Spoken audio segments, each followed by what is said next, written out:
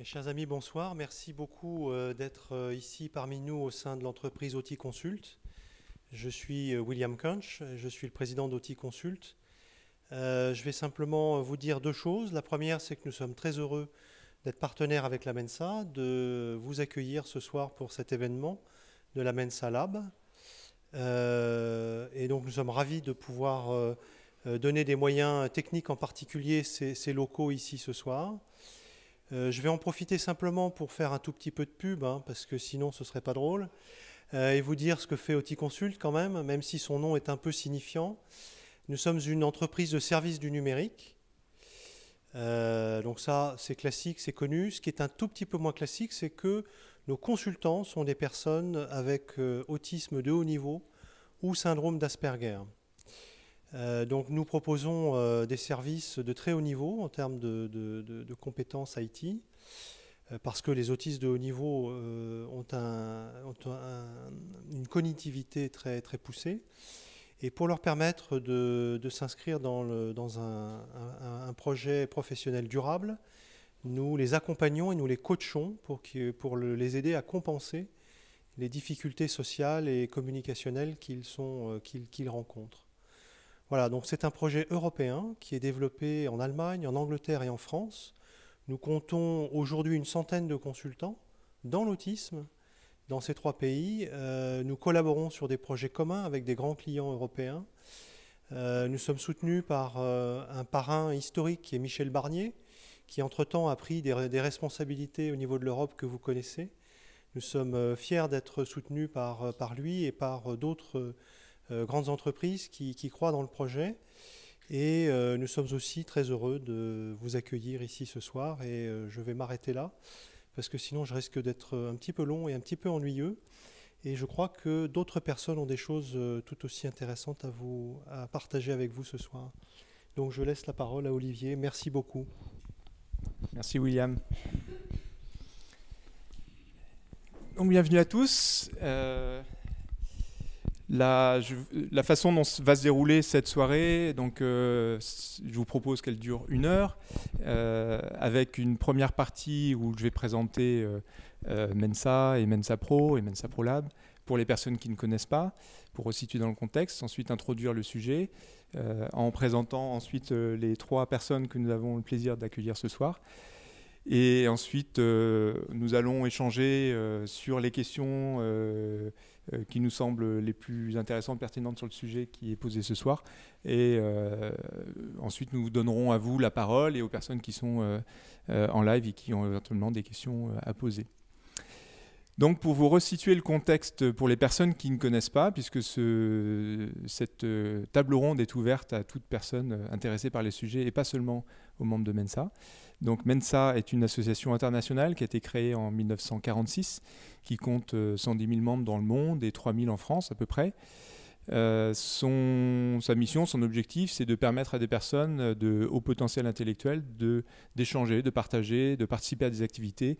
Et ces activités sont diverses et variées, menées essentiellement par des personnes membres de l'association.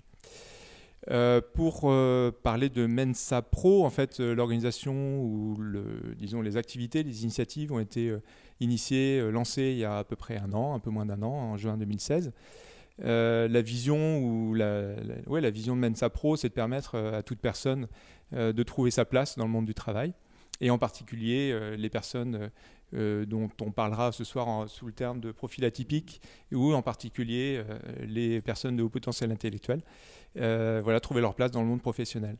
Alors comme mot d'ordre, on a 2 mots-clés pour caractériser nos actions, c'est positif et pragmatique.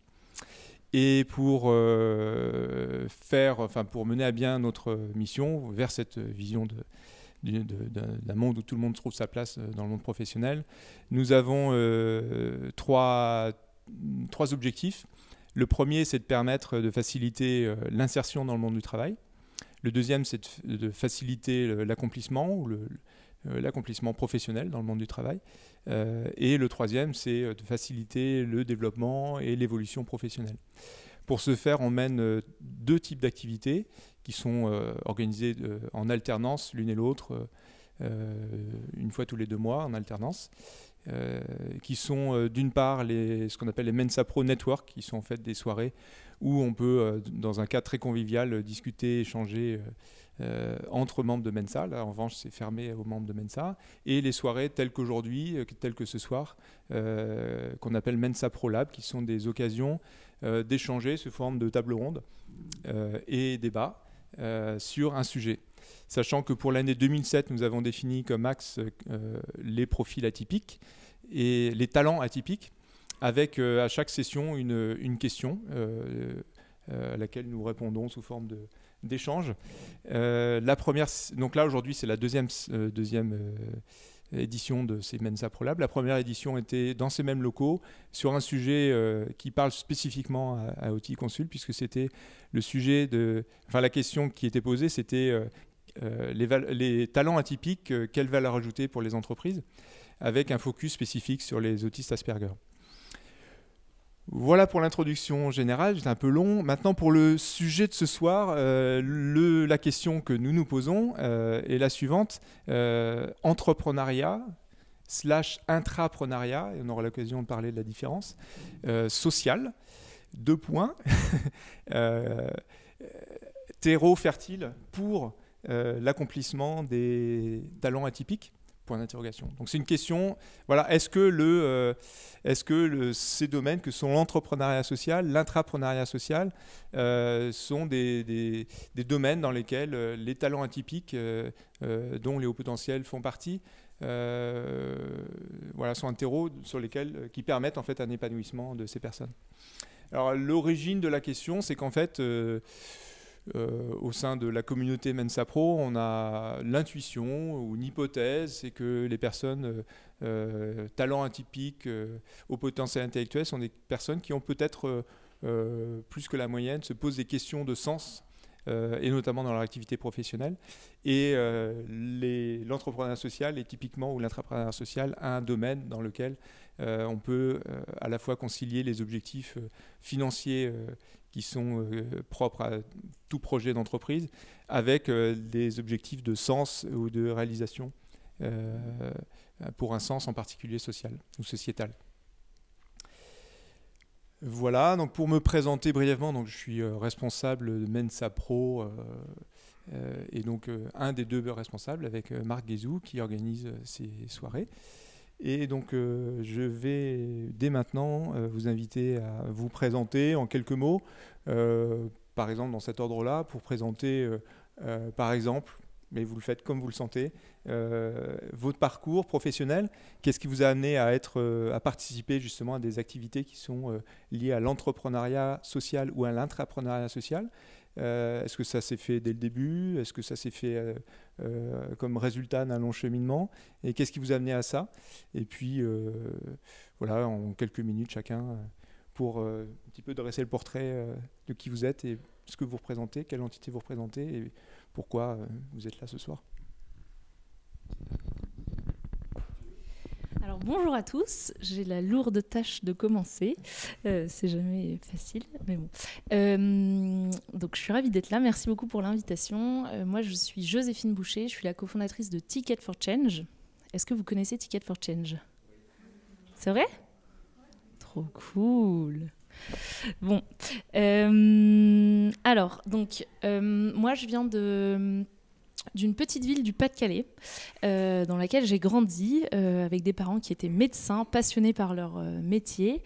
J'ai eu la chance de ne manquer de rien et d'avoir une enfance plutôt facile, mais je voyais qu'autour de moi, c'était peut-être pas forcément le cas pour tout le monde. Et sans savoir comment l'exprimer ou le concrétiser, j'avais une intuition super forte, en tout cas je me souviens de ça, que un jour, je le formulais comme ça à l'époque, un jour je rendrais quelque chose à quelqu'un, mais je ne savais pas comment, je ne savais pas quoi, je ne savais pas pourquoi, je ne savais pas où.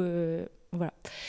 J'étais plutôt bonne élève, donc j'ai suivi un petit peu les voies à l'école. Je passais de classe en classe, etc. J'ai fait une classe prépa, je suis atterrie en école de commerce. Et là, en fait, je me suis vraiment demandé ce que je faisais là et à quoi, en gros, et pourquoi, en fait, j'apprenais ce que j'étais en train d'apprendre. On apprenait comment est-ce qu'on va faire, je ne sais pas, une analyse de marché, comment est-ce qu'on va calculer ses impôts, comment est-ce qu'on va, je ne sais pas quoi, mais il n'y avait jamais la question, en gros, du sens qui ressortait. Et c'était quelque chose qui me manquait vachement. Donc, à ce moment-là, je disais, ah bah non, je ne veux plus faire ça, je veux être médecin. Ou... Bref, je trouvais plein de trucs pour essayer de fuir un petit peu cette situation. J'ai essayé d'explorer pas mal de choses. Donc, j'ai travaillé dans des grandes entreprises, dans des départements marketing. Je suis allée voyager. J'ai fait un voyage incroyable en Inde à la rencontre d'entrepreneurs sociaux sur le terrain. J'en ai rencontré une quarantaine. Et je me suis dit en revenant de là qu'au final, c'était possible de concilier ce que j'avais appris dans mon école et l'impact social ou environnemental que je voulais avoir. En tout cas, c'était possible de concilier à la fois ce que j'avais appris à l'école et le sens que je recherchais, l'espèce de un peu de contribution qui était super importante pour moi. Sauf qu'à ce moment-là, en gros, c'était la fin de l'école et clairement, en termes d'atypisme, entre guillemets, quelqu'un qui essaye de... Enfin, on n'était pas nombreux à se poser ces questions-là, à vouloir faire autre chose que les grandes voies qui étaient tracées à la fin de l'école. Donc, c'était un moment qui était assez...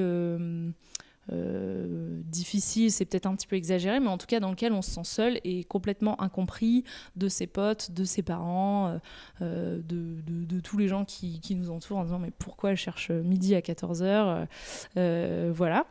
Et en fait, à cette époque-là, avec un ami, donc Mathieu Dardaillon, initiateur, cofondateur de Ticket aussi, il sortait d'une expérience incroyable en Inde qui s'appelle le Jagriti Yatra et il s'est dit mais on va faire la même chose en France. Et à cette époque-là, en gros, après moult réflexions, doutes, est-ce que je vais y arriver, est-ce que je suis légitime, etc., je finis par le rejoindre sur ce projet en me disant je vais créer un truc qui va permettre à d'autres de faire plus rapidement, plus facilement, avec moins de doutes et de solitude, le chemin que moi j'ai parcouru à ce moment-là. Donc c'est comme ça qu'est Ticket. Ça existe depuis 3 ans. On a fait pas mal de choses. Il y a encore un chemin énorme à parcourir, mais en tout cas, on est allé beaucoup plus loin que ce qu'on aurait pu imaginer à l'époque. Moi, ma mission actuelle aujourd'hui chez Ticket, c'est d'être la directrice en quelque sorte des programmes d'accompagnement des entrepreneurs. Donc c'est vraiment genre le tout début, c'est des gens qui ont un début d'idée, qui ont des profils hyper différents d'âge, d'origine, de formation, de parcours, enfin c'est super divers.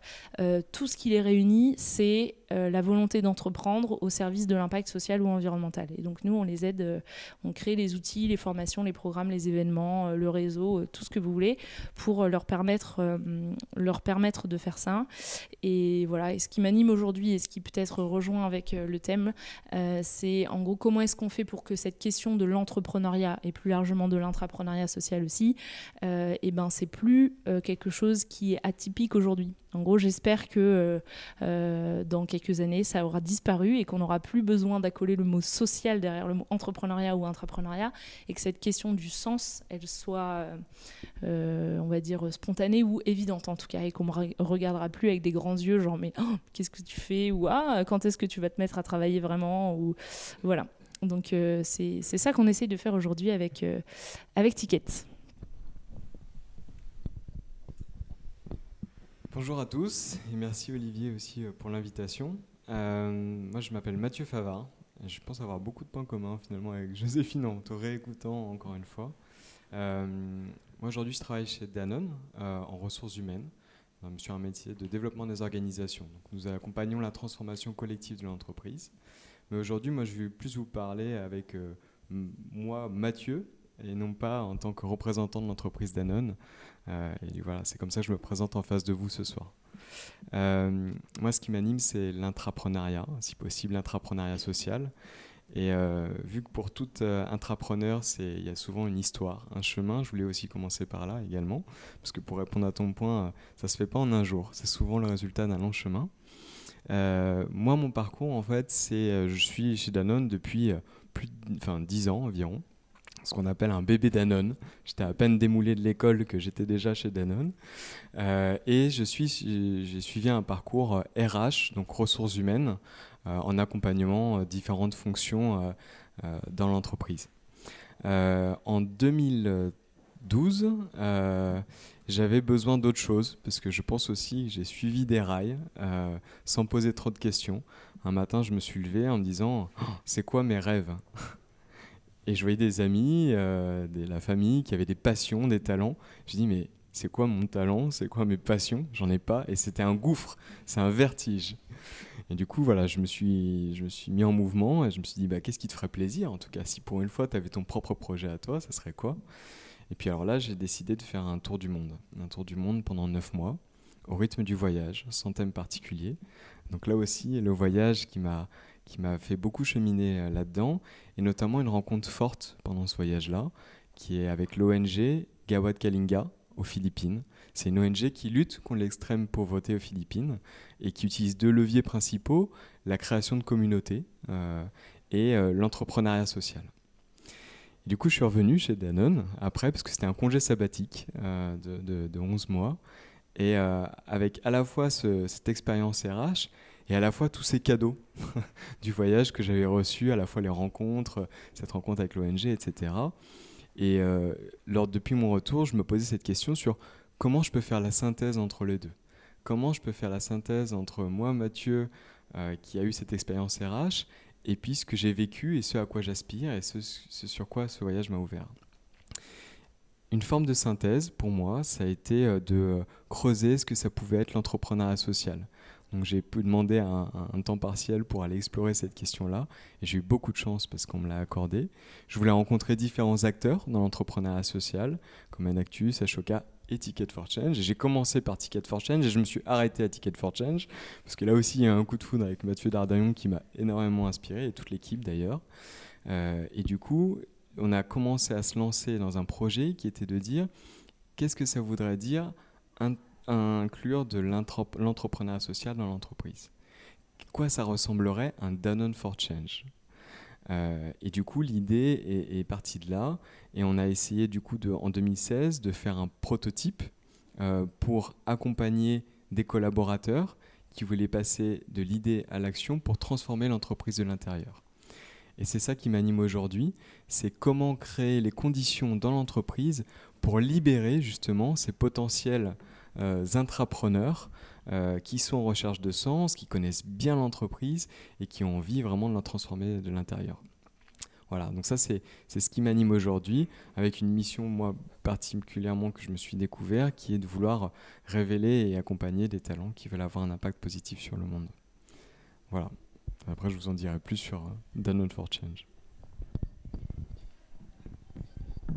Alors, bonsoir à tous. Donc, moi, je m'appelle Catherine Vondal et merci Olivier pour cette invitation. Alors, puisqu'il faut raconter le parcours, allons-y. Il est peut-être atypique parce qu'effectivement, je me suis cherchée longtemps. Moi, tu peux répondre de façon atypique si tu veux et en répondant autrement. Non, je crois que je vais raconter l'histoire tout simplement.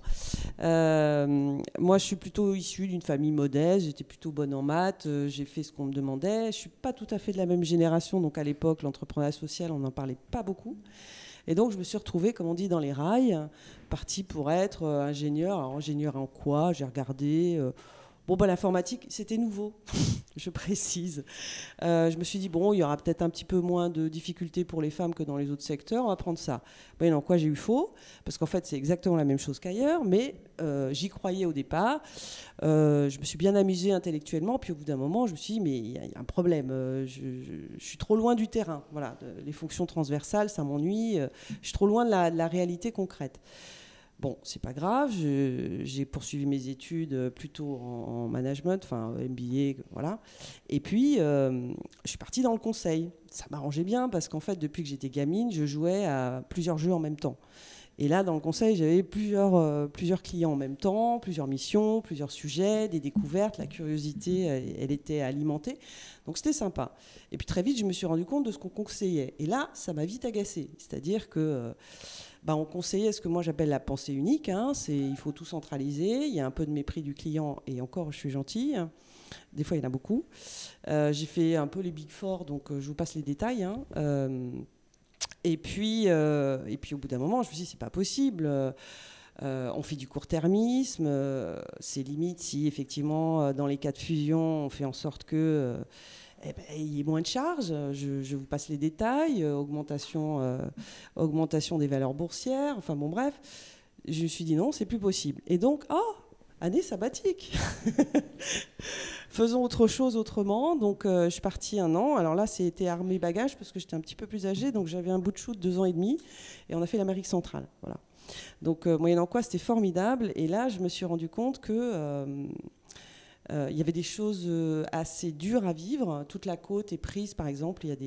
Les solutions hôtelières sont fabuleuses, mais elles sont tenues que par des Américains ou des Européens.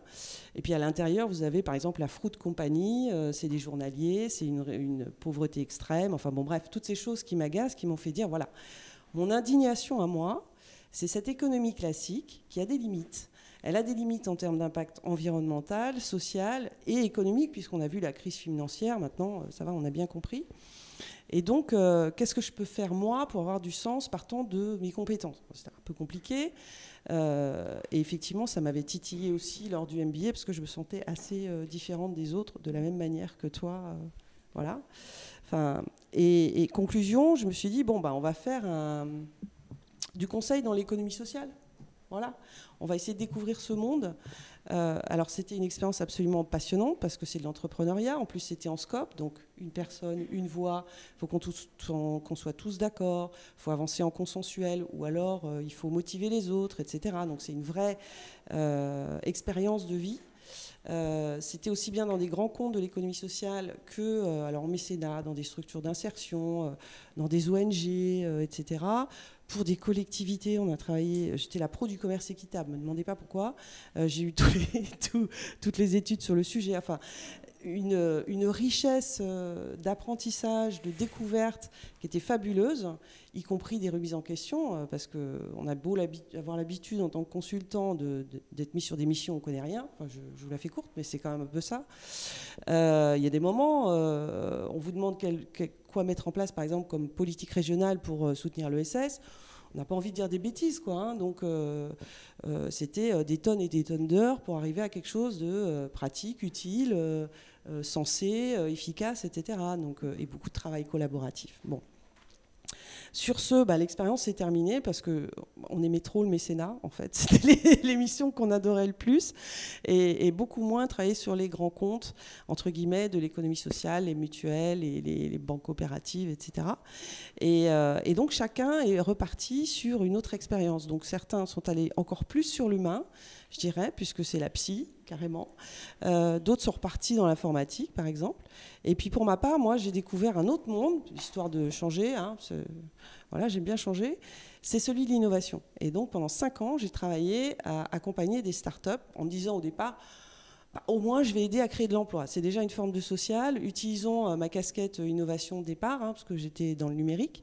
Et puis, je vais accompagner des startups qui se développent dans le numérique grâce à l'innovation. Donc là, c'est de la recherche.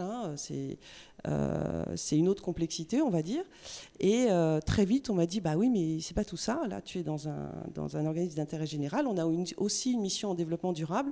On a plein d'ingénieurs sur l'environnement, pas de problème. Mais alors le social, personne n'y connaît rien. Est-ce que ça t'intéresse ? J'ai dit oui, ça tombe très bien. Et donc, j'étais soi-disant expert en innovation sociale. Moyennant quoi, je suis allée voir tout de suite les gens de l'ESS en leur disant mais il y a des aides de droit commun, venez vite. Il y a des financements un peu ouverts potentiellement aux entrepreneurs sociaux. Je suis allée voir le numérique en disant mais vous voyez pas qu'on peut faire des liens fabuleux pour résoudre des problèmes sociaux. Et donc je suis ravie de voir comment tout ça se développe aujourd'hui. Et puis j'ai accompagné, je crois, 300 startups à l'époque et à peu près la moitié en innovation sociale. Donc c'est fabuleux en termes de veille. On voit comment dirais-je, on voit les problèmes, les analyses sectorielles, les compétences des entrepreneurs, ça vous fait une veille fabuleuse.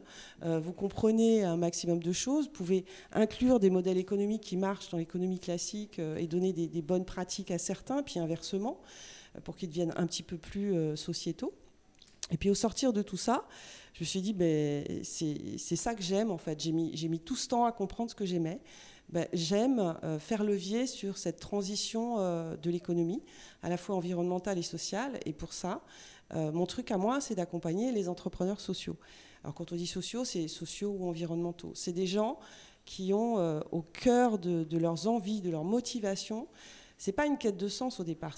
Moi, je dirais, c'est une indignation. Alors on les a souvent canalisés autour d'une offre.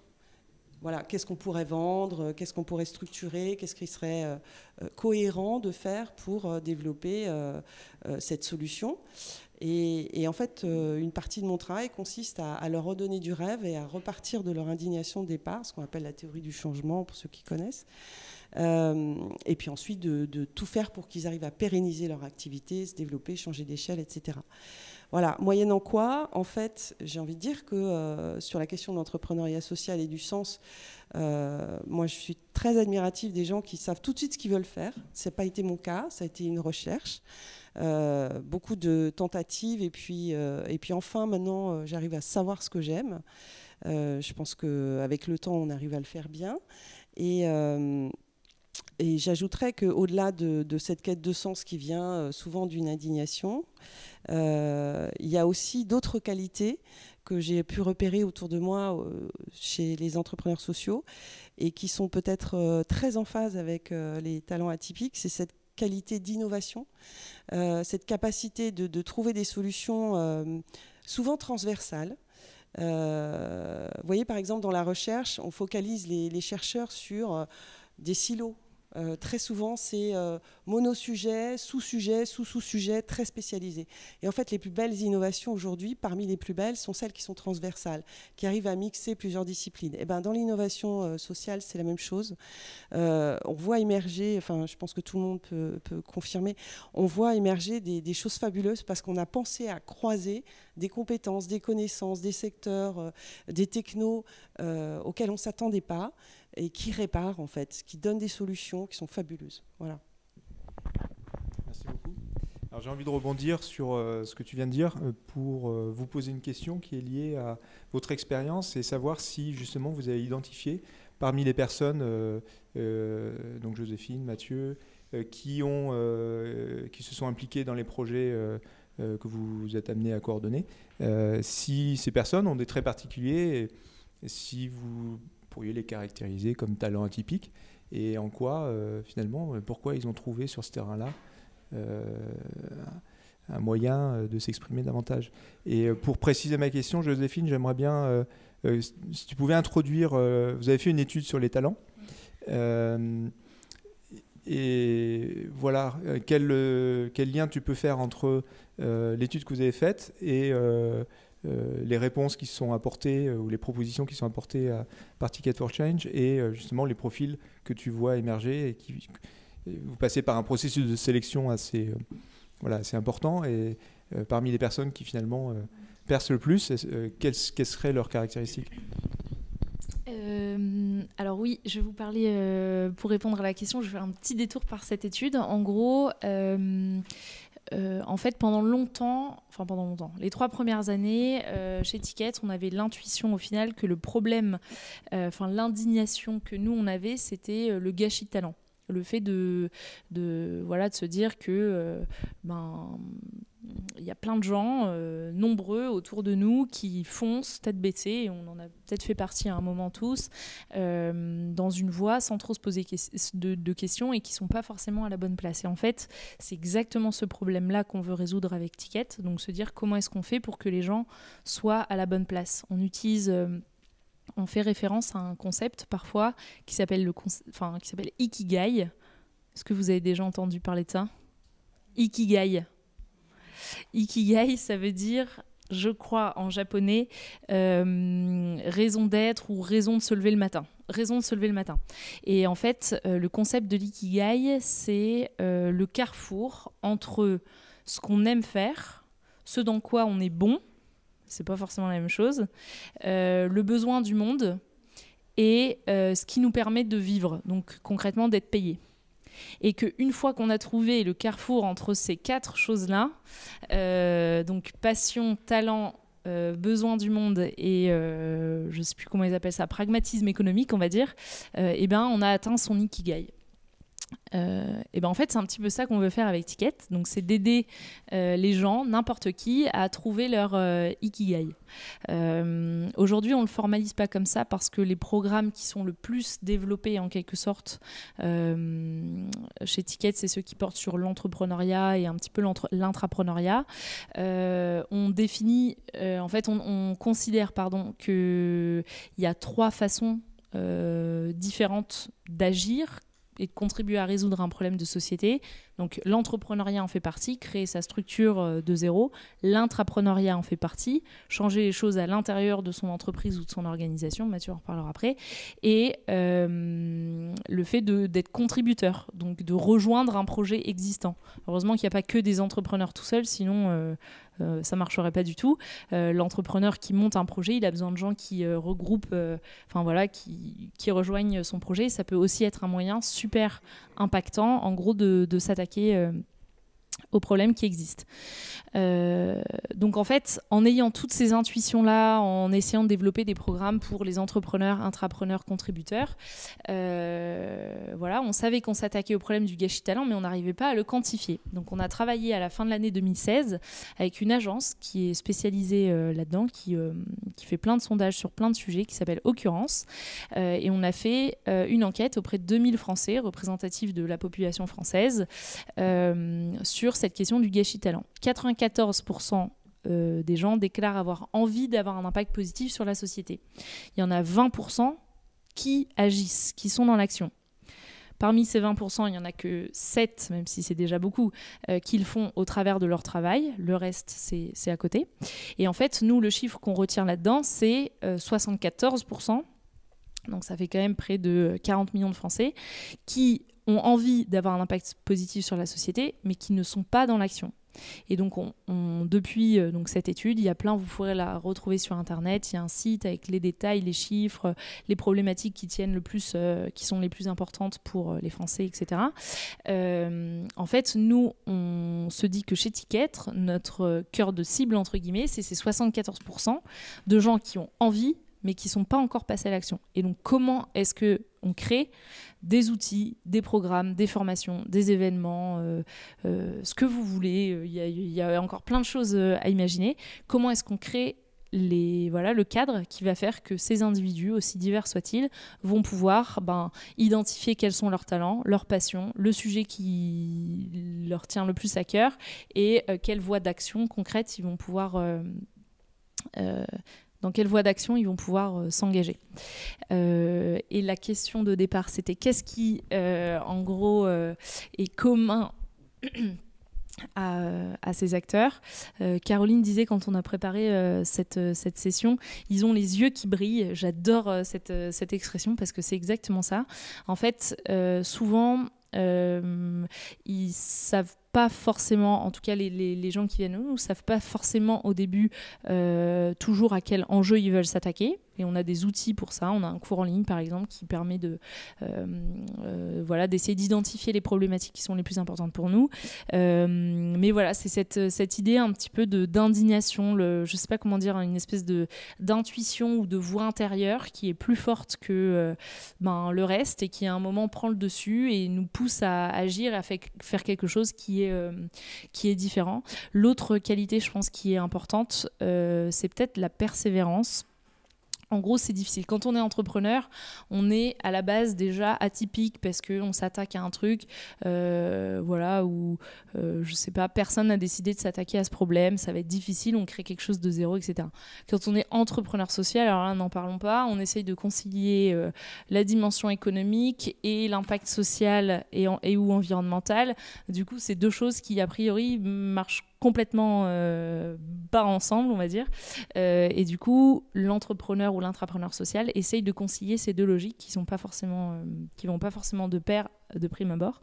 Donc voilà, du coup, c'est la persévérance et je sais pas comment bien le dire, mais la conviction ou la force de conviction, la voix intérieure qui fait que qui fait que c'est plus fort que tout et qu'on va passer à l'action. Mais il y a quand même malgré tout besoin d'aide, de coups de pouce, de cadre, de ne pas se sentir seul, de ne pas avoir l'impression qu'on est complètement fou. Et voilà, et c'est ça qu'on essaye de créer avec la dynamique Ticket for Change. Je ne sais pas si ça répondait à la question. Ça répond à une question de toute façon. Est-ce que c'était celle qui était posée? On l'a oublié déjà. Mathieu, une question que j'ai envie de te poser, c'est tu as la particularité de coordonner des activités au sein d'une entreprise. Donc c'est en ça qu'on distingue l'entrepreneuriat de l'intrapreneuriat social. Est-ce que tu peux nous dire ce que ça a de particulier, comment tu le vis, j'aime bien poser plein de questions pour embrouiller, pour qu'on oublie la question après en y répondant, quel accueil a été celui de l'entreprise dans laquelle tu le fais, sachant que j'ai bien noté que tu me parlais pas au nom de l'entreprise mais en ton nom propre, mais pour autant c'est intéressant je pense de savoir comment une entreprise comme Danone vit ça et qu'est-ce qu'elle peut y trouver comme intérêt à mener ce type de projet.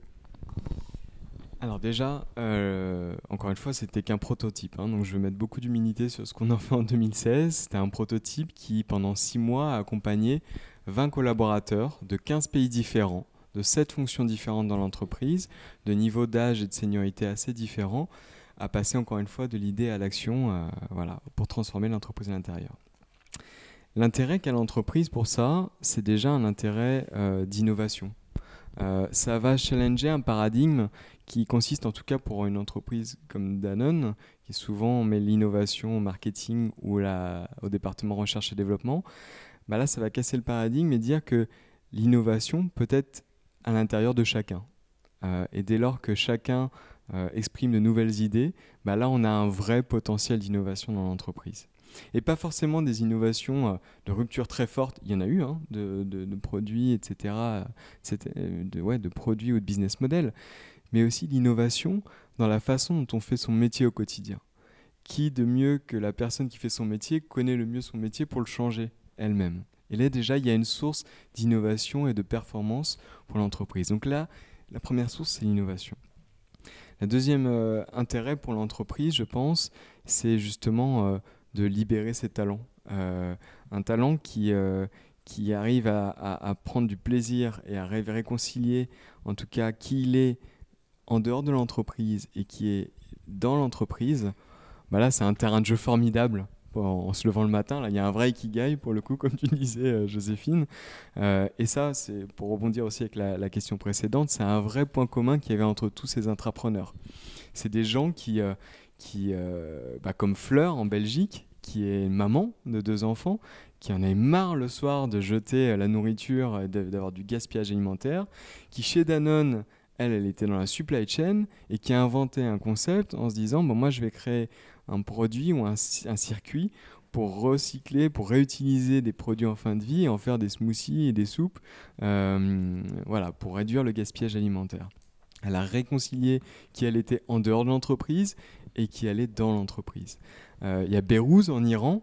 Lui, il est révolté contre la pollution dans son pays.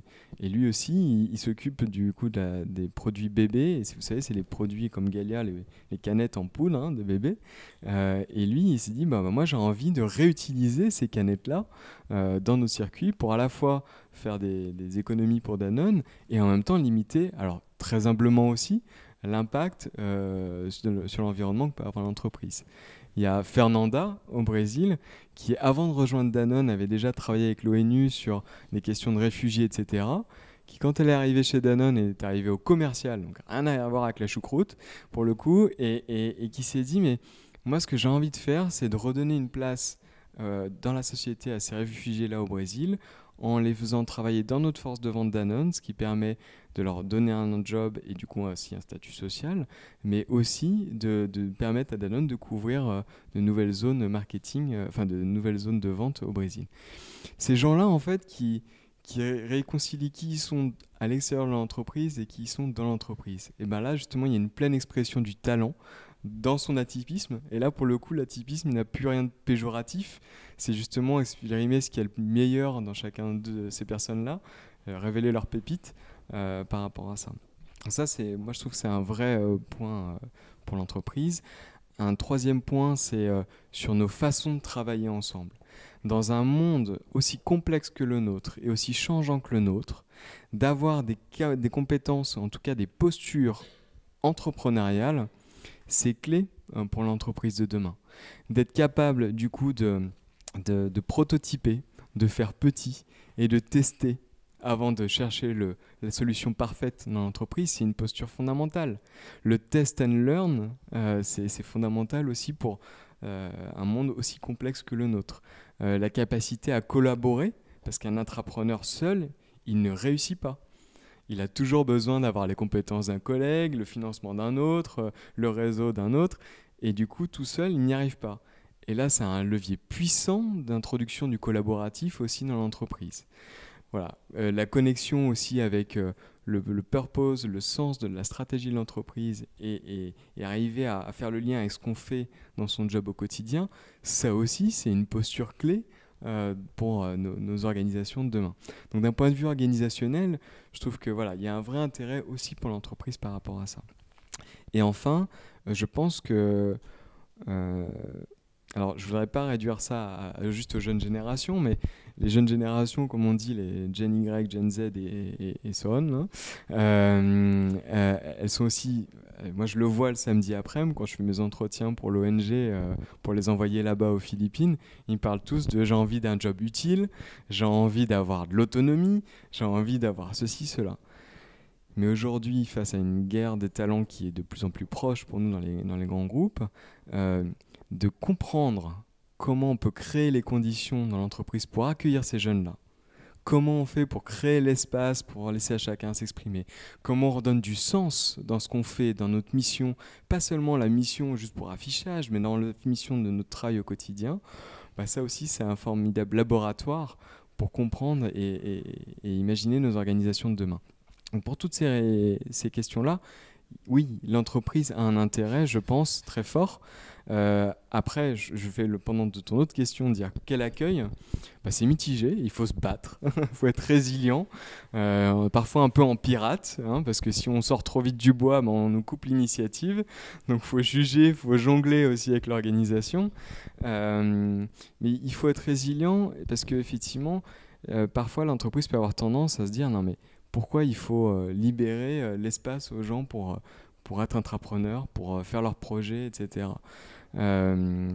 C'est alors que on est rattrapé très vite par des considérations de business court-termistes qui ne nous laissent pas le temps, qui ne nous laissent pas l'argent, qui ne nous laissent pas les ressources pour faire ça. Donc il y a une réticence assez forte là-dessus entre le potentiel long terme que ça représente et puis la contrainte court terme. Ça gêne et ça crée de la friction aussi à un moment où ça crée de la perturbation dans l'entreprise. Ça questionne l'organisation sur sa capacité à lâcher prise, en fait, à faire confiance. Parce qu'un intrapreneur, ce n'est pas un porteur de projet. Un porteur de projet, on lui donne un projet, on lui dit « tu as 6 mois pour le faire », bam, il a son rétro-planning, et puis il va le faire, et puis normalement, il est censé délivrer en 6 mois. Bon, après, il y a des aléas, mais voilà. Un intrapreneur, c'est un chemin, comme je vous le disais tout à l'heure, c'est une journée, comme on dit. C'est un voyage, et du coup, il va partir sur un concept, il va devoir pivoter, il va devoir se réadapter, il va se casser la figure, il va recommencer, et du coup, on est sur des logiques de temps assez différentes. Et ça crée de la perturbation, et ça demande aussi une confiance de l'organisation pour faire ça.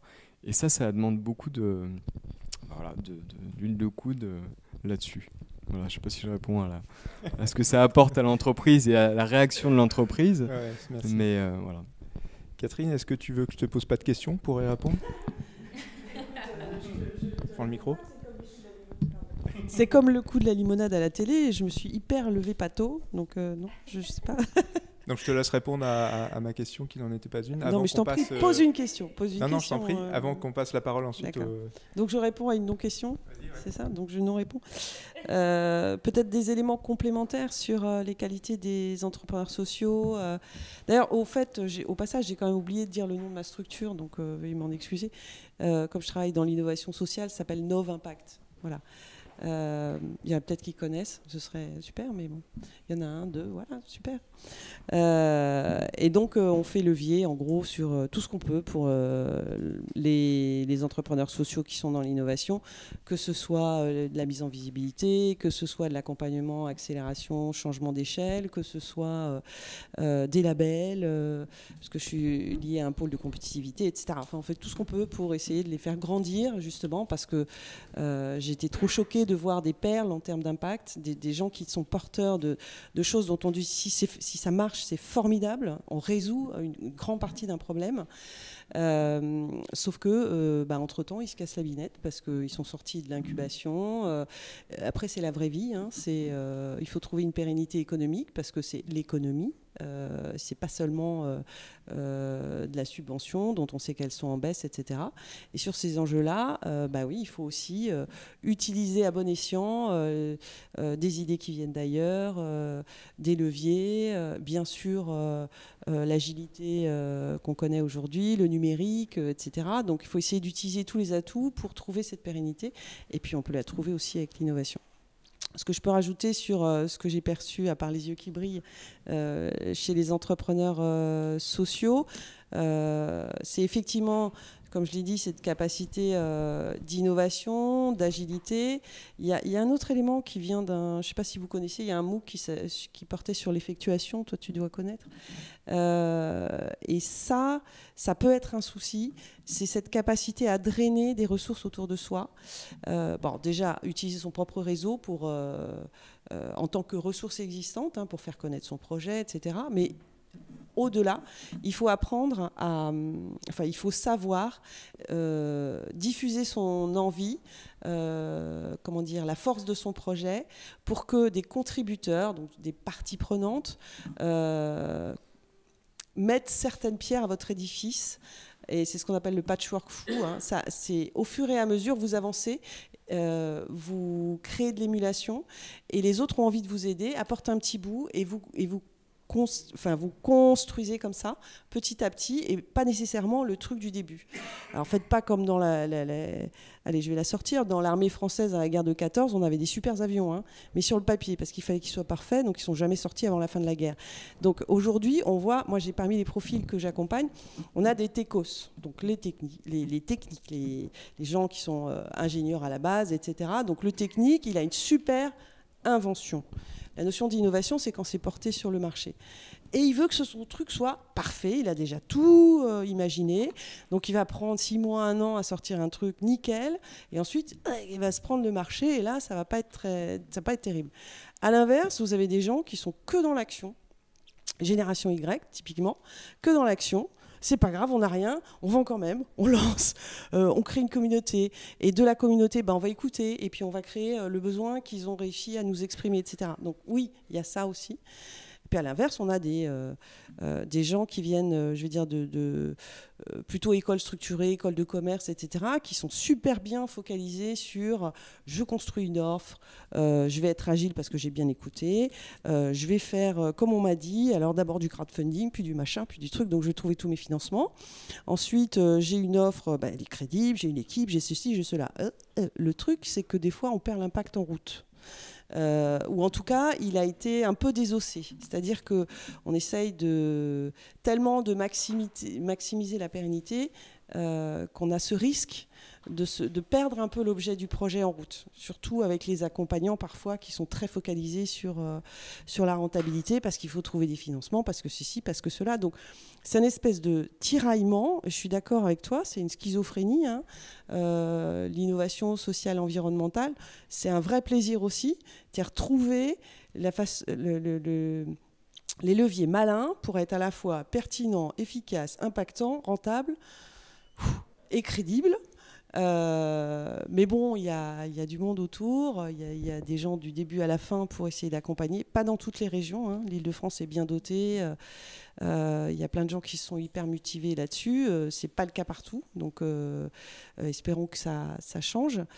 Donc cette capacité à drainer des ressources autour de soi, malheureusement, il y a des cas effectivement de talents atypiques que j'ai vus rester isolés. Et ça, c'est un vrai souci. C'est-à-dire que non seulement isolé, puis en plus vissé sur le projet initial. La capacité d'écoute, c'est quand même un levier formidable. Quand je parlais de patchwork fou, c'est aussi la capacité d'entendre que ça ne marche pas, je vais faire autrement. Alors que quand on a quelqu'un qui a une idée en tête, qui la trouve passionnante, qui pense que c'est la solution et qui ne veut pas en bouger, c'est très difficile à porter, quoi. Voilà. Donc oui, il y a beaucoup de capacités. Je pense qu'il y a beaucoup de synergie à faire pour les talents atypiques. Je pense en avoir croisé quelques-uns, très honnêtement. Et c'est autant un plaisir que les autres, d'ailleurs. On a des gens brillants, ça se sent tout de suite. On a des gens malins, ça se sent tout de suite. On a des gens motivés et ça se sent tout le temps. Voilà. Merci beaucoup. Je vous invite, vous qui êtes dans la salle, à poser vos questions, si vous en avez. Et Hervé, si tu peux passer le micro, donc il faut que ce soit rouge et après ça marche, même si tu ne l'entends pas. Bonsoir. J'ai une question un petit peu pragmatique. J'ai un business plan d'une entreprise économique solidaire et je me demande, est-ce que c'est mal de faire du résultat net ? Oh que non. Oh que non. C'est-à-dire que moi, j'essaye de déculpabiliser aussi bien les entrepreneurs classiques en leur disant mais il n'y a aucun souci à être entrepreneur, c'est formidable, c'est très bien. Et inversement, surtout faites du résultat parce que sinon, après ce que vous en faites, c'est aussi génétique chez les entrepreneurs sociaux. Est-ce que vous voulez absolument faire du résultat pour faire un bond capitalistique ? Dans ce cas-là, vous êtes peut-être un peu moins entrepreneur social que d'autres. Ou est-ce que vous voulez faire du résultat pour faire vivre votre projet, pour avoir de l'impact et donc quelque part à réinvestir dans l'objet social de votre entreprise. C'est là qu'on reconnaît en gros les entrepreneurs sociaux si on se cache pas, si on se voile pas la face. Et bien sûr qu'il faut faire du résultat parce que c'est de l'économie sociale et solidaire. Donc bien sûr qu'il faut faire du résultat, bravo. Après si vous voulez être challengé sur le business plan, pas de souci, venez me voir.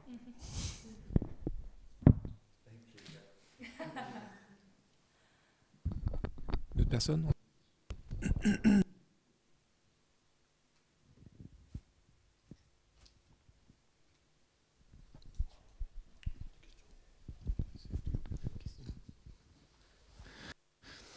Bonjour, François. Je voulais savoir si vous aviez une activité d'accompagnement de gens qui sont en difficulté professionnelle. Je pense par exemple à Mathieu, mais aussi aux autres. C'est-à-dire, j'imagine que dans une grosse société comme Danone, il y a des gens qui sont en difficulté, par exemple des talents atypiques, qui ont des échecs professionnels dus à leurs caractéristiques de personnalité atypique. Est-ce que vous avez quelque chose pour les accompagner, pour aller les trouver, les chercher, les aider, les coacher, ou c'est plus un coaching, je pense, de relation avec les autres? Et je pose la même question aux deux autres intervenantes. J'imaginerais un métier, par exemple, d'accompagnateur, pas exactement de coach, dans les grandes entreprises, par exemple, de personnalité Asperger, pour faire le lien sur leurs problématiques techniques ou sur leurs sujets de réflexion. Ce n'est pas un coaching classique d'empathie, comme un coach classique, mais plutôt un coaching de challenger les personnes sur leurs problématiques et de les aider à refaire le lien avec le reste de l'entreprise. Alors, je vais être un peu embêté avec cette question parce que, encore une fois, moi ce soir, je me présente à vous non pas en représentant Danone, mais en partage d'une expérience que j'ai vécue. Et je me sens pas forcément légitime et j'ai pas forcément demandé l'autorisation de mon entreprise pour venir vous en parler ce soir. Donc là-dessus, je suis assez mal à l'aise en fait pour répondre au nom de Danone sur un sujet qui n'est pas sur lequel je suis venu. Et du coup, moi, la réponse que j'ai envie de faire, c'est aussi par rapport au sujet avec lequel je viens, l'intrapreneuriat. Avec l'intrapreneuriat, pour moi, il y a un vrai sujet de révéler chacun dans son unicité. Et moi, quand je vous dis que ma mission personnelle, c'est de vouloir révéler et accompagner les talents qui veulent avoir un impact positif sur le monde, il y a aussi cette dimension de... je me suis battu dans ce prototype, en fait, pour pas avoir un profil type, justement, pour avoir une vraie diversité des participants, pour pas que ce soit juste les hauts potentiels, que ce soit pas juste des personnes qui étaient en difficulté, qu'il y avait une vraie diversité des collaborateurs tels qu'ils venaient, tels qu'ils étaient là-dedans.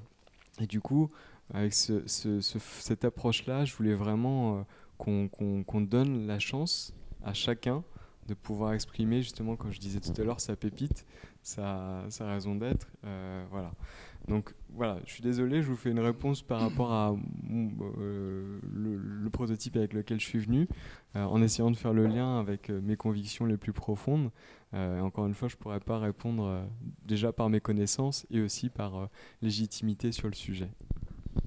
Et Catherine et Joséphine, est-ce que vous avez vu émerger des projets qui répondaient en partie à ces problématiques-là, à savoir, si je reformule, si tu me permets François, l'adaptation, la connexion, la reconnexion des profils atypiques dans les entreprises avec le reste de l'entreprise, au sein de l'entreprise?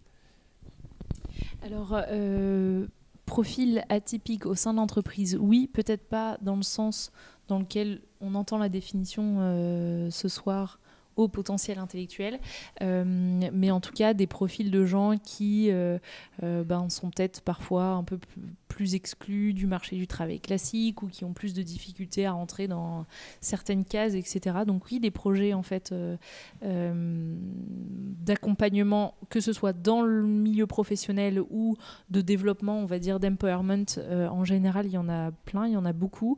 La thématique de l'inclusion et du lien social ou du travail et de l'entrepreneuriat, elles font partie des thématiques qui sont les plus défendues par nos entrepreneurs. Donc il y a beaucoup de sujets qui tournent autour de ça.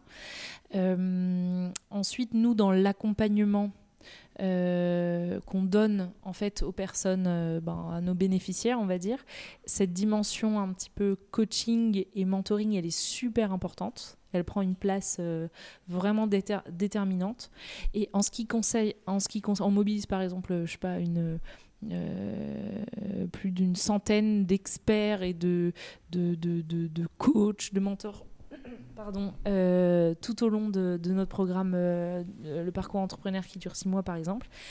Par contre, en ce qui concerne l'accompagnement spécifique des personnes atypiques au potentiel intellectuel, on n'a pas nous les compétences dans l'équipe. Par contre, notre job dans ces cas-là, c'est de s'entourer de gens dont c'est le métier et dont c'est la spécialité, qui sont des pros en gros de ce métier-là, et de diriger en gros nos bénéficiaires vers ces personnes, de les connecter en gros à la bonne, au bon contact et au bon réseau.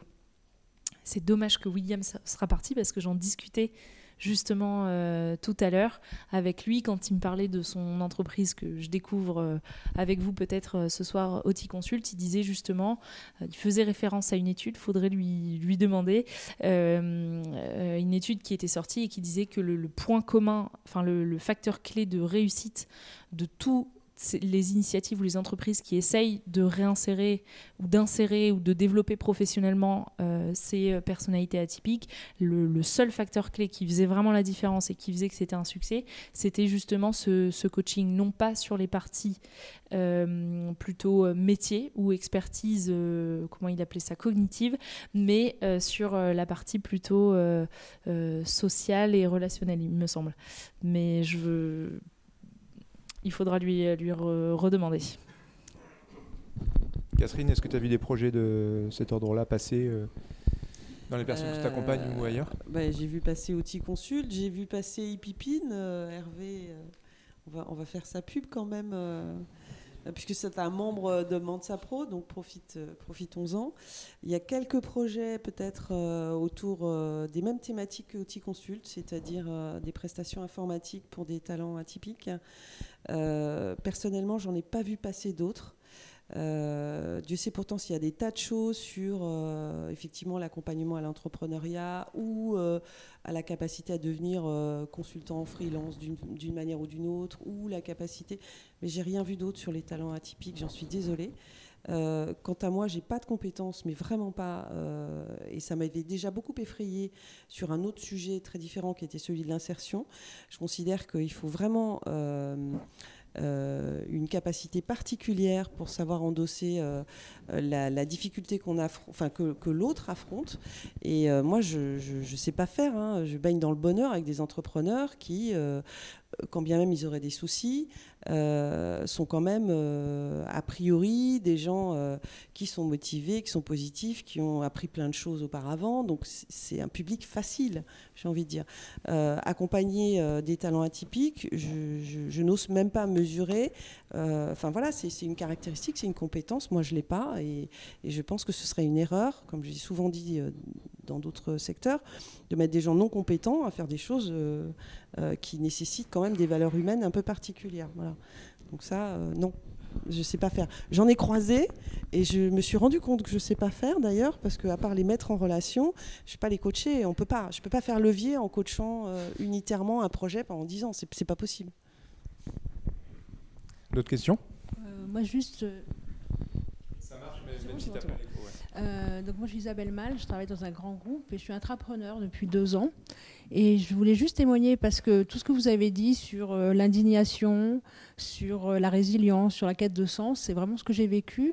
Et surtout, j'invite tous les talents atypiques qui sont dans des grands groupes comme ça à se lancer dans cette aventure parce que c'est vraiment l'opportunité de s'épanouir. Mais alors c'est pas facile tous les jours. Mais c'est juste génial, quoi. Donc c'est vraiment, moi j'ai réussi à me créer mon job sur mesure, voilà, en fait. Donc je vous invite à vraiment vous lancer là-dedans. C'est vraiment fait pour nous. Merci. Après, j'ai envie de dire, l'intrapreneuriat, c'est quand même le beurre et l'argent du beurre, quoi. C'est-à-dire le salariat et le plaisir d'entreprendre sur des sujets motivants, etc. Moi, c'est pas rare que je dise à un entrepreneur, attention, alors déjà plan B, parce qu'il y en a beaucoup à qui on dit vas-y, lance-toi. Sauf que dans 6 mois, il n'a plus de ressources. Donc déjà, c'est quoi ton plan B? Et ensuite, il y en a certains à qui je dis, oula, ça sent le burn-out. Donc il faut quand même être conscient de ce que c'est que la vie d'un entrepreneur. Il y a des moments, c'est pas facile, et il y a des moments, c'est dangereux. Voilà. Parce que je sais bien qu'il y a beaucoup d'enthousiasme, mais juste une petite alerte, faites attention, c'est pas si joyeux que ça, quoi. Je vous propose, pour respecter le timing, de prendre 2 dernières questions, et puis après, pour les personnes qui sont dans la salle, on pourra échanger autour d'un cocktail tout à l'heure pour les autres questions. Alors bonsoir, je m'appelle Fabien. Donc vous avez parlé en fait de l'entrepreneuriat et de l'intrapreneuriat. Mais vous n'avez pas parlé le fait d'être salarié dans une entreprise sociale et solidaire, qui serait un compromis en fait pour ne pas se mettre en burn-out ou ruiner sa vie personnelle, comme vous le disiez. Donc quelles sont les différences avec le salariat privé classique ou les autres voilà. En gros, moi, c'est ce que j'essayais d'expliquer tout à l'heure en disant que pour nous, il y avait 3 voies d'action possibles en quelque sorte, et il y en a peut-être plein d'autres, mais en tout cas pour le moment c'est celle qu'on identifie. Le fait d'être entrepreneur, donc de créer sa structure, le fait d'être intrapreneur, donc d'être salarié d'une entreprise et d'essayer de monter son projet et de créer à terme son job à l'intérieur, et le dernier, même si le terme ne nous satisfait pas complètement aujourd'hui, mais le fait d'être contributeur ou accélérateur en quelque sorte, de rejoindre un projet. C'est ce que j'évoquais tout à l'heure en disant que l'entrepreneur tout seul, s'il est tout seul, il ira pas bien loin, et qu'à un moment, si Ticket existe, c'est aussi parce qu'il y a 20 personnes qui nous ont rejoints, qui travaillent à temps plein avec nous, et en fait aujourd'hui on valorise pas assez ce rôle et l'impact que ces personnes ont en fait sur l'existence de ces projets.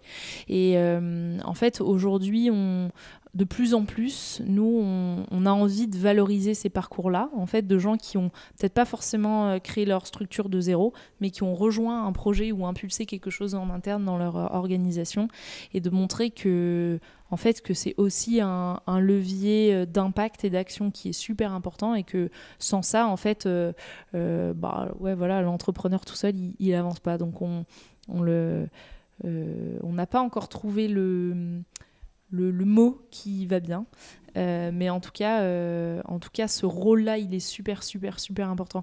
Et moi, j'aimerais juste rajouter une petite une petite idée qui en fait est pour moi une idée super importante, même si j'en ai pas forcément parlé au début.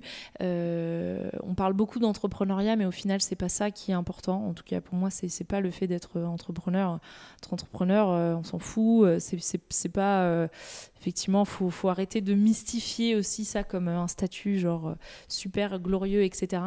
Ce qui est important en fait, c'est d'être entreprenant. C'est Adrien Aumont, le fondateur de KissKissBankBank, qui faisait la distinction quand il est intervenu dans le parcours entrepreneur l'année dernière, qui disait au final, ce qui est important, c'est d'être entreprenant, où que vous soyez, quel que soit votre rôle, que vous soyez dans une organisation ou freelance ou j'en sais rien, peu importe. En fait, ce qui est important, c'est d'être entreprenant, de se poser les bonnes questions, de savoir écouter sa petite voix, de s'aider de tout ce qui existe aujourd'hui en ligne ou en présentiel et d'avancer comme ça par petites étapes pour se rapprocher de ce qui a le plus de sens pour nous.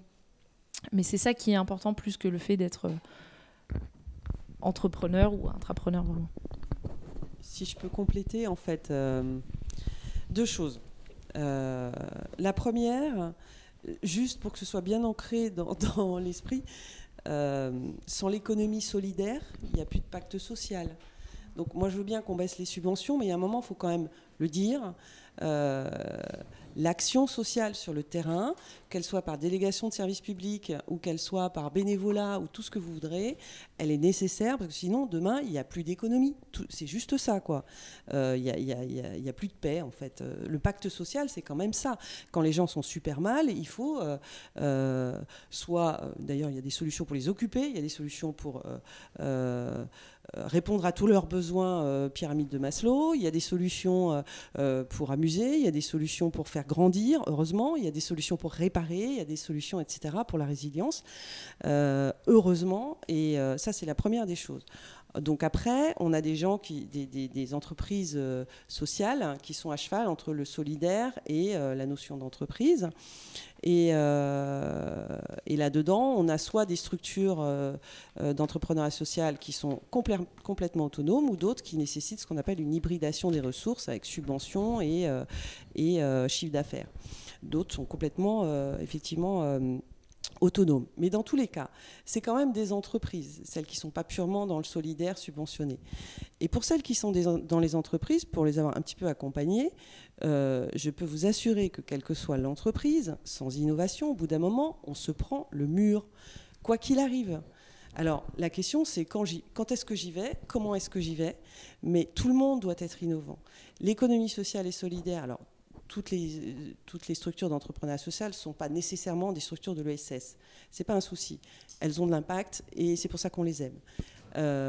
Mais par contre, le fait de ne plus innover, et c'est ce qu'on voit souvent dans l'ESS qui a été pourtant quelque chose de très innovant, inventer l'insertion, trouver des solutions justement pour sortir les gamins de la misère, pour trouver de l'habitat social, pour ceci, pour cela. On a été fabuleusement innovant.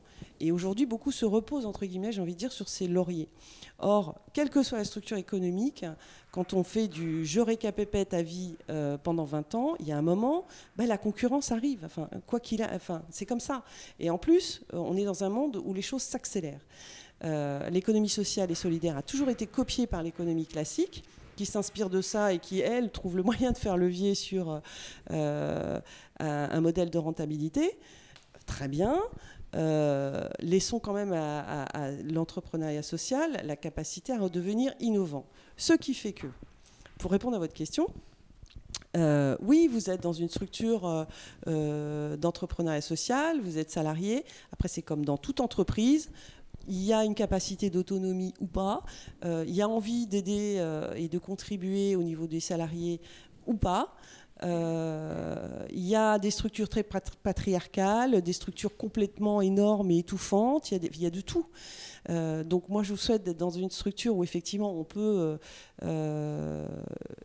j'ai envie de dire, innover, bouger, proposer, tester, avancer, comme si on était entrepreneur. Et tout projet, moi j'ai moi-même accompagné des projets qui étaient des projets, je considère, d'innovation sociale et environnementale, porté par une SS2I qui n'avait rien à voir avec l'économie sociale.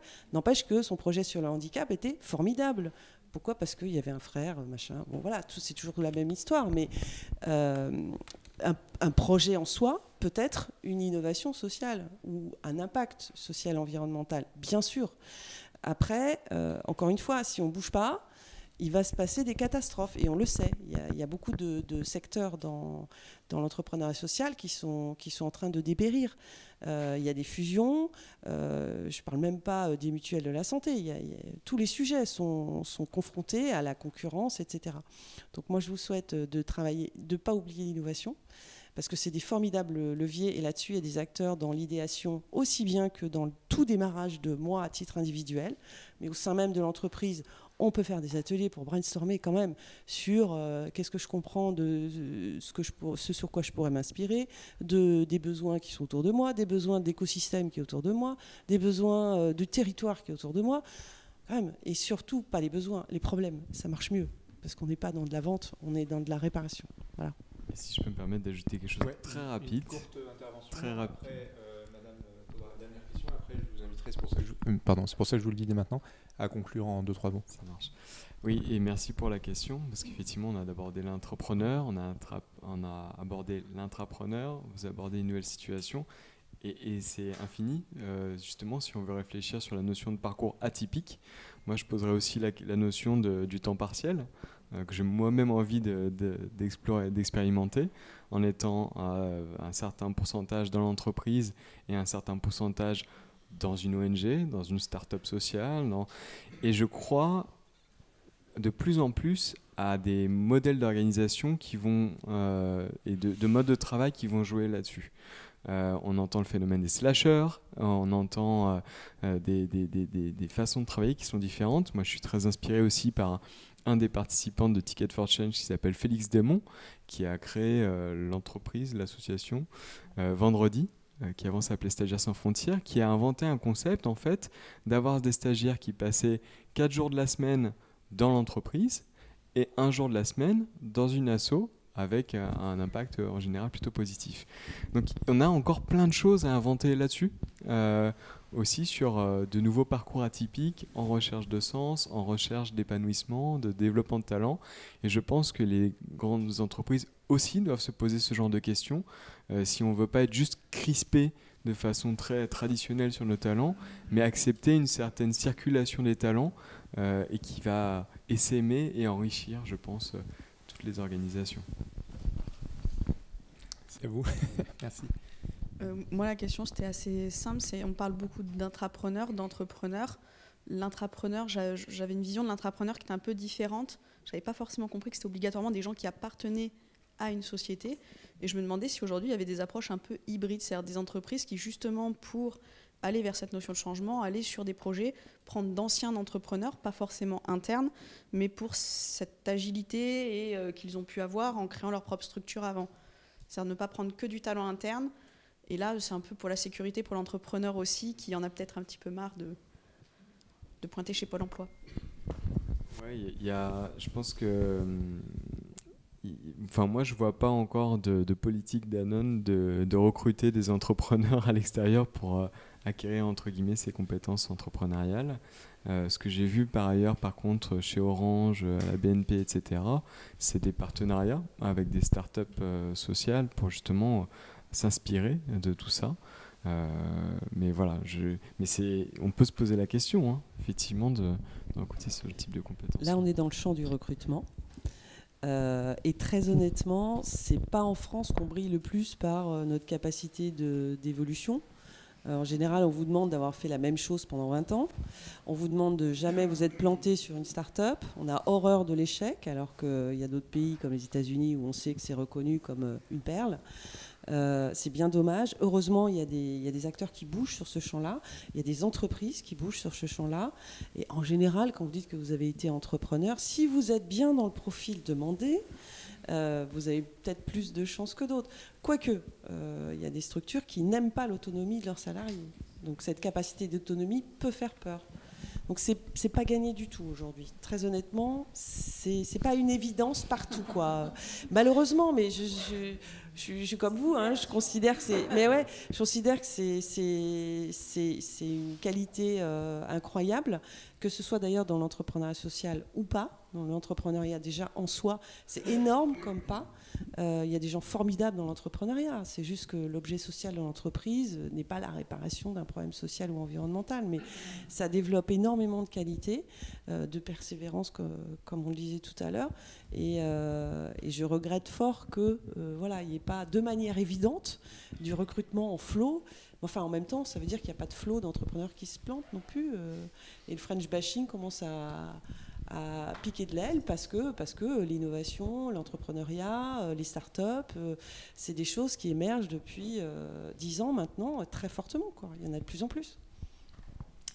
Merci beaucoup. J'ai la tâche un peu ingrate de devoir mettre fin à ce débat et je vous invite, si vous avez un petit mot à rajouter rapidement, à le faire pour conclure cette table ronde débat.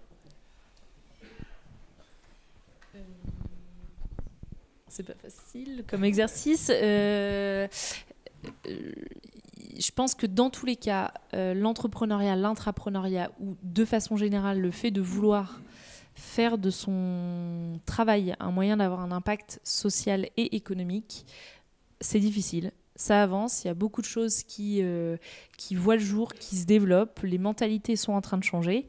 Mais on est quand même au début d'un nouveau paradigme. Donc voilà, c'est le début, donc c'est difficile, il faut défricher.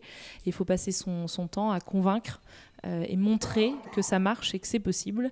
Voilà, donc il faut savoir faire de ces différences une force. Et quand on est persévérant et qu'on sait pourquoi on le fait, à quoi est-ce qu'on contribue, c'est évident qu'on arrive à convaincre petit à petit des gens. Il faut aller les chercher un par un, mais 1 plus 1 plus 1 plus 1, et si on s'y met tous, ça peut faire beaucoup. Donc voilà. Moi j'ai regardé quand même la définition d'atypisme avant d'arriver. J'ai vu non conforme à des règles, à des comportements habituels. J'ai vu qui diffère du type normal ou habituel, qui est inclassable. C'est assez péjoratif, je trouve. C'est assez enfermant, le différent, non conforme. C'est défini par non quelque chose. Alors que moi, avec ce avec quoi je viens vers vous ce soir, c'est cette conviction que l'intrapreneuriat, au contraire, veut valoriser cette singularité. Et justement, veut aller à l'inverse d'un mouvement d'avoir tous les collaborateurs pareils, marcher au même pas, mais laisser libérer les énergies, les convictions, les personnalités, l'unicité de chacun, c'est ça justement. Et justement pour moi, l'intrapreneuriat est un libérateur de l'atypisme dans ce qu'il a de plus beau à proposer. Très bien. Moi j'ai d'abord... Ça me fait rire parce que atypique, c'est non quelque chose. Alors je vous rassure, l'économie sociale et solidaire, c'était non économie classique, non État, et c'était au milieu. Ça s'est appelé le tiers secteur pendant longtemps d'ailleurs. Donc c'était difficile de dire ce que c'était juste pas ça et pas ça. Et donc l'atypisme, et d'ailleurs moi là-dessus je vois beaucoup de projets passer sur le fait qu'il faut sortir des cases. Il faut accepter de redonner, pour tous ceux qui font de l'accompagnement d'enfants ou de personnes, il faut permettre à chacun de s'épanouir parce que tout le monde a des talents et parce que tout le monde est autre chose qu'une case. Voilà. Et le tout, c'est trouver cette autre chose pour chacun d'entre nous. Et moi, j'ai envie de dire une seule chose, c'est talent atypique. Et les autres, mais talent atypique, vous êtes les bienvenus dans l'entrepreneuriat social parce que vous avez beaucoup de choses, et on l'a dit, qui sont utilisables, qui sont épanouissantes et qui sont révélatrices, je trouve, de cadeaux de la vie, quoi. Voilà. Donc soyons entreprenants et révélons nos talents et ceux des autres. Un grand merci à vous et à vous d'avoir participé à cette soirée. Je vous dis rendez-vous à la prochaine de Mensa ProLab. Bonsoir.